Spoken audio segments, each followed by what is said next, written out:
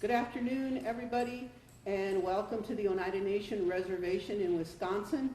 It is Sunday, May 2nd, and we're here with the Oneida Business Committee and Gaming Management to discuss a recent incident that occurred at our property, our adjoining property to the Radisson and the casino.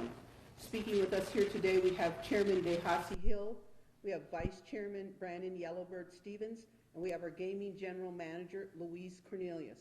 And with that, we'll open with a statement from Chairman Hill. Schooley, hello everyone. I'd first like to start off by giving my deepest heartfelt condolences to the families affected by this incident that happened on our reservation, on our property. And also a big thank you, Yonko, to all the multi-jurisdictional police response to this incident.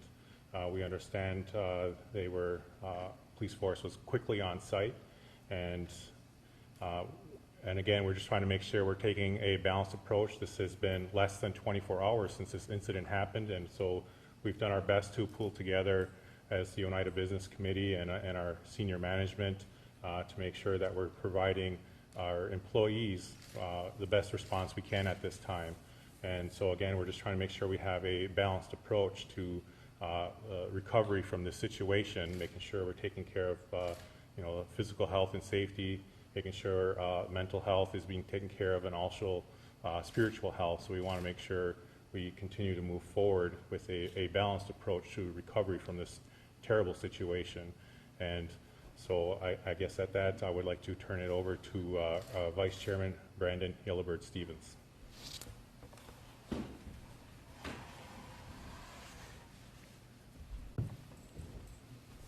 Good afternoon.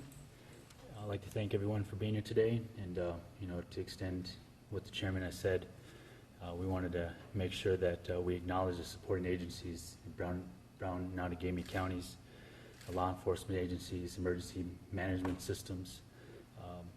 The Visitor Convention Bureau was on site last night to make sure they were helping out with the patrons of the Radisson, and we have been in contact with the White House Intergovernmental Affairs Office, as well as the Secretary Deb Haaland of the Interior sent their well wishes to us and offered support. And so, as we're, as the chairman said, less than 24 hours into this incident, we're still getting information. We're still coordinating our efforts, making sure that our employees and patrons have ample opportunity for the resources to be provided by not only the United Nations and surrounding agencies.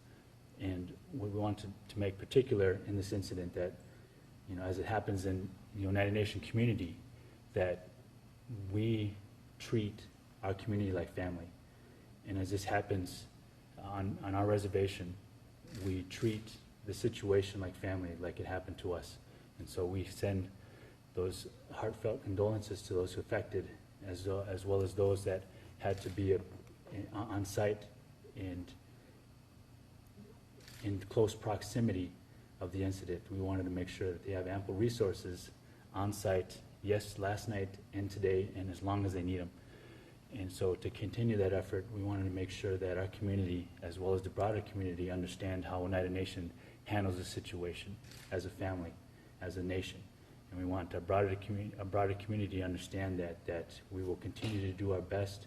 Our most possible resources will be dedicated to the recovery and long-term impacts, not only to the families but to the broader community as well. And we want to make sure that Northeast Wisconsin is safe, that we're working continually with the local agencies and municipalities, that they understand that we need to work and continue to work together on incidents and to prevent incidents like this from happening. And so we're going to do a preparedness analysis after this is all done, making sure this is the best thing that could have happened in our response.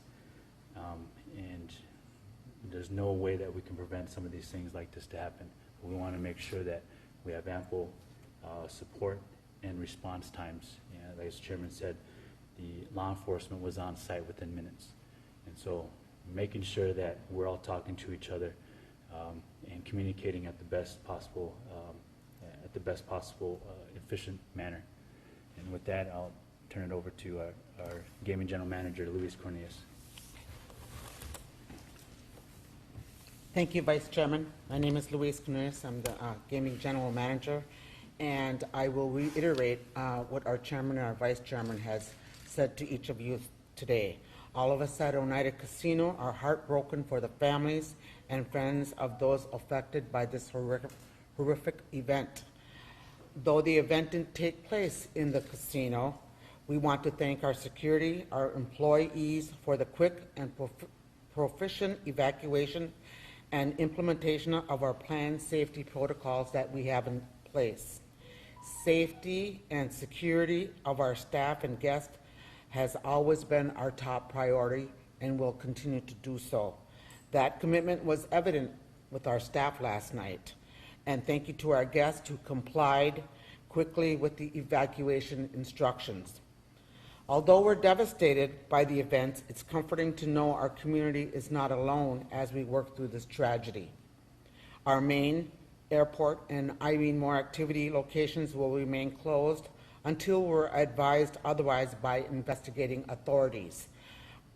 We are providing employee assistance services at the Irene Moore activity locations for as long as we need to do that. And anyone who would like to speak with the counselor, we are not asking for them to have an appointment. So no appointment is necessary.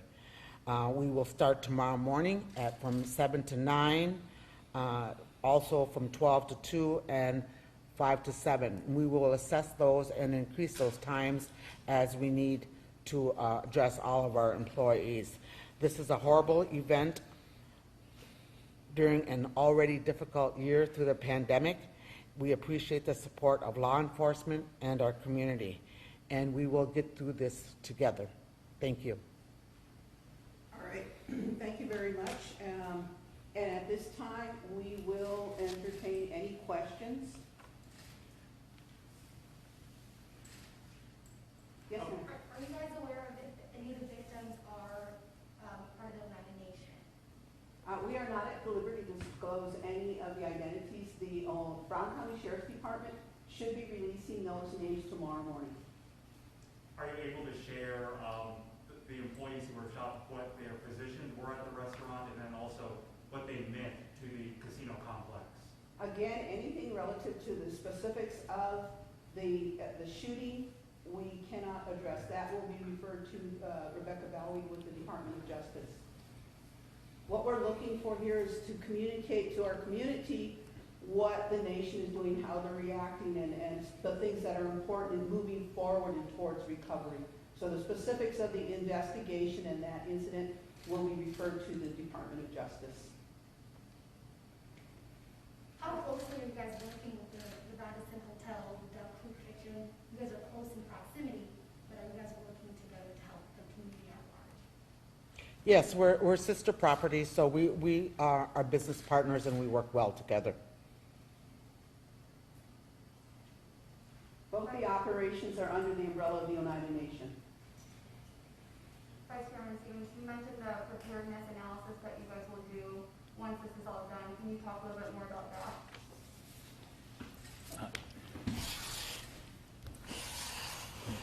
that? Over the course of the last several years, we've been doing active shooter drills, ALICE training within all our facilities to make sure we're prepared for events like this. And so, when this happened, Radisson is also a part of that training as well. And so, when this happened, we're going to look at how effective was the training, what did we need to do, how effective was that training, and did we follow it to, as any situation, everything changes when you're in the heat of the moment. So that's the difficult part of making sure that it's continuing to do more in light of any possibilities of this happening again. Are there any other questions for for Vice Chairman Gilbert Stevens? Are there any questions for Chairman Hill? Will there be any kind of prayer service or visual setup?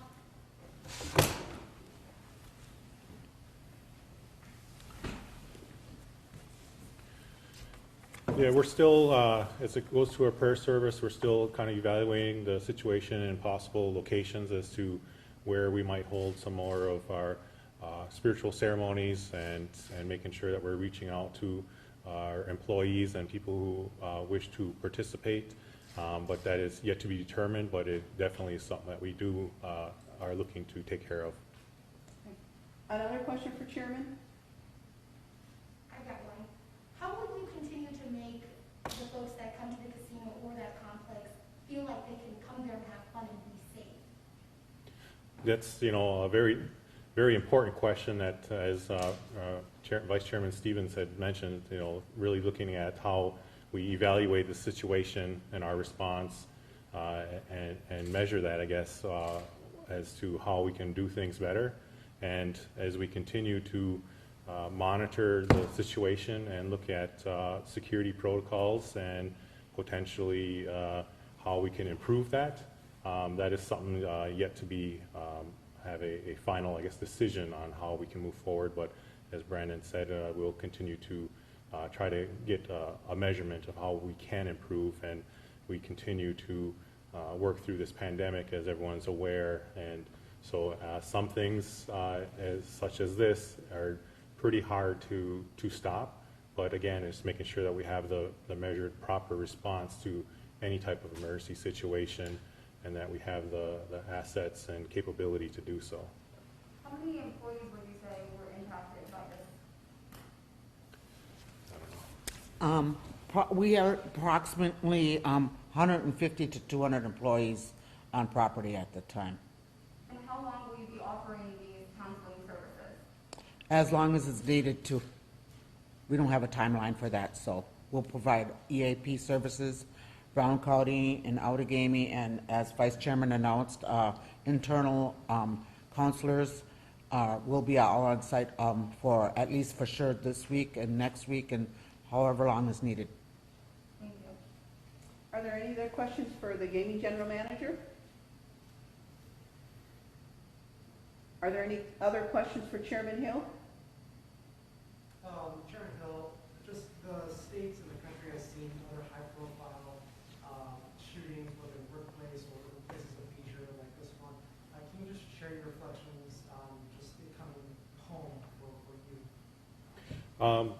Yeah, actually, I was away on a camping trip with my family to the Northwoods, and got the call from our chief of police.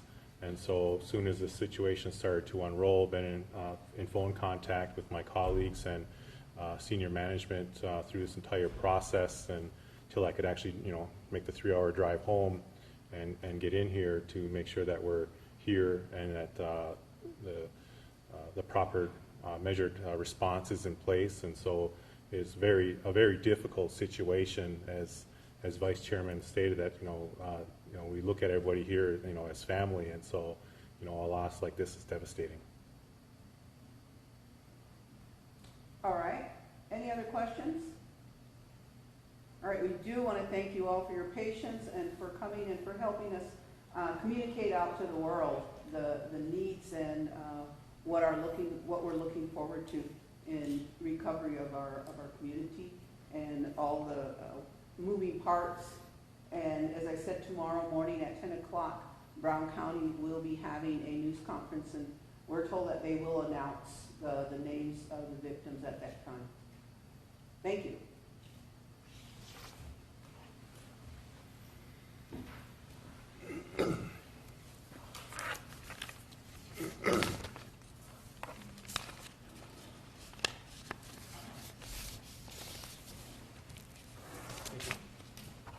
Your time.